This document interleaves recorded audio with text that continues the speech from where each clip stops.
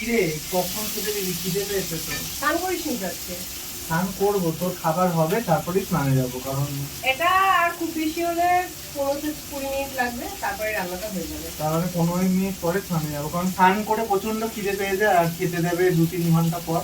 তো তোর জন্য এখনো স্নানে যাইনি। আমি কি করবো বল, একা হাতে সব দিক আমাকে আর এদিকে নিয়ে আসো, এটা কি রান্না হচ্ছে? Chilli fish. Chilli fish. এই দেখো, এই রেসিপিটা তোমরা যদি দেখতে চাও আমার প্রোফাইলে চোখ রাখতে হবে, আমি রেসিপিটা শেয়ার করছি, দেখে নিও। সব জায়গায় নিজের প্রোফাইলের বিজ্ঞাপন, এগুলো ঠিক নয়। এখানে কি রান্না করতে জিজ্ঞেস করছি, ও রেসিপির ভিডিও, ওই নিজের প্রোফাইলের একটা প্রমোশন করে নিল, প্রমোশন করতে শুধু নিজের একদম প্রোফাইলে। একদম। তো যাই হোক, আজকে এটা কি রান্না হচ্ছে? তেল কই হয়ে গেছে, হ্যাঁ। উচ্ছে আলু ভাজা হয়ে গেছে। এবার এই মাছটা হলে হবে, মানে এই মাছটা কি মাছ আমি এক্ষুনি বলছি না, ঠিক আছে?